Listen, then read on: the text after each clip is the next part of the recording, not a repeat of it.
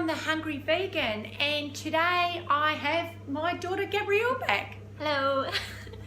The last video that we did, Gabrielle mentioned putting orange juice in your smoothie. Yeah. And I thought, why not do a video on food combining? And it's something that is asked about so many times by so many different people. And I can give a range of different answers with food combining. First and foremost, no matter what, listen to your own body. Your own body is going to tell you whether or not something sits right in your stomach. Quite often I see people on the forum saying, oh, you can't have that together, that's not combining properly. If it's working for your body and you're enjoying it and it's helping you to stay raw, then don't worry about what should be combined with what. And the reason I say that is because for me, I just listen to my own body. And I think it's great for anybody to learn and understand. Yeah. That. So you said the other day that something happened. What did you have? So I am a little bit scared of having melons and mixing melons with certain fruits because I think I put watermelon and banana or something like that together. I don't know why. And I had a really bad bellyache after it. Okay. Now, Melon Belly, as they call it, is very It's got common. a name. Yes, it has. It's got a name. Out of the loop. So, Melon Belly. And first and foremost, melons are best on their own. Okay. And it makes sense. And I think, and it makes me laugh because over the years, as an Australian, watermelon is such a common fruit that is... Yeah, like parties, like finger foods. Absolutely, it's always... You mix it with everything. Absolutely everything. And I wonder people at the end of the day, when they've said, oh, I'll have some watermelon to cleanse my palate or whatever, their stomach becomes more and more bloated. Watermelons and rock melons and whatever melons digest very quickly.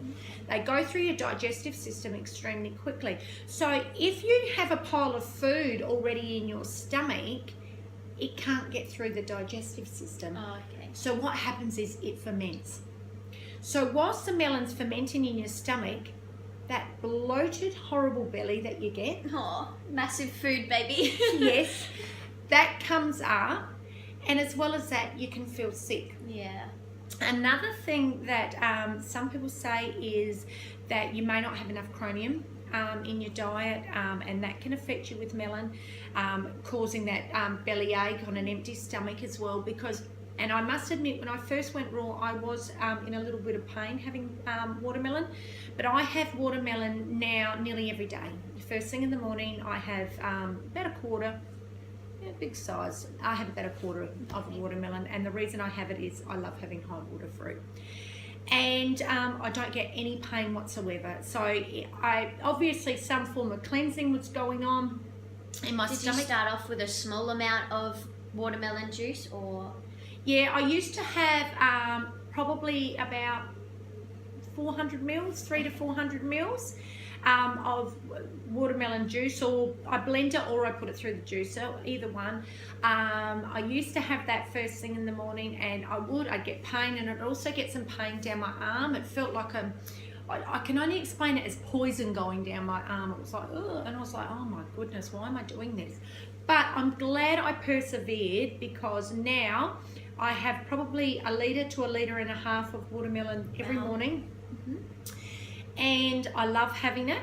Now you will probably see that sometimes I'll post something, I have watermelon and strawberries or raspberries.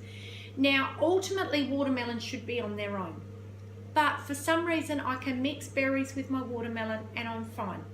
However, I have had watermelon juice before and about 10 minutes later decided to scoff down some bananas. Don't do it. And I felt like I was going to die. Yeah, that's what I felt. So I wouldn't advise that. Melons are ultimately best on their own. Something like bananas or whatever, just don't do it. Yeah. Unless, as I said, listen to your own body. But if you want to save yourself a bit of heartache and pain. So what about watermelon and, say, apples? Because they're quite liquidy. No, I personally, my best advice for anyone, look, by itself. By itself, if maybe raspberries. Yeah, just try it by itself at first, especially if you're new to this lifestyle. Have it by itself. You don't have to make it into a smoothie or juice either. That's just how I personally Just like have to a couple have of it. slices in the morning. Yeah, I mean, if you're going to have it as a breakfast, you're going to want at least a quarter of a watermelon to a half to fill you up. And I would suggest not having anything else for at least a half an hour after. Yeah. Okay. But when it comes to other food combining, like if we're looking at our acid fruits, and that's why you said your orange juice. Yeah. Your acid and your sweet fruits probably shouldn't be mixed. Okay. Yeah. And the reason being that can bloat the stomach, and you might get a tummy ache. Your sub-acid and your acid fruit, so your orange, your lemons and lime, kiwi, pineapple, strawberries, they are an acid fruit. Your sub-acid fruit is like a grape, berry, apple, stone fruits, like all your apricots and peaches, nectarines and mango. And then we've got also your sweet fruit, which are your dates, bananas, all the real sweet, your persimmons, your papaya and things like that. So if you want to mix your sub-acid and your acid, it's fair. So play it by ear how you feel. Yeah. And if you want to mix your sub-acid and your acid, we did that, sub-acid and your sweet, that's like a fair combination. But again, listening to your body. Yeah. And I think that's the most important thing for anybody to take out of this is we must listen to our own body. It doesn't matter what anybody else wants to tell you about food combinations. I know at times you've said, oh, well, I have that and then I'll try it and it doesn't work for me. So you just have to experiment and just do small doses and then work your way up to having bigger. Absolutely. Larger amounts. Absolutely. And look, ultimately each fruit is best on its own. Yeah, right. That's the ultimate, but when we're new to this lifestyle, sometimes that's like pretty hard for people to adjust to just having one fruit at one time. Yeah. They like to have either the fruit salad, fruit salad, or mixed smoothies or things like that.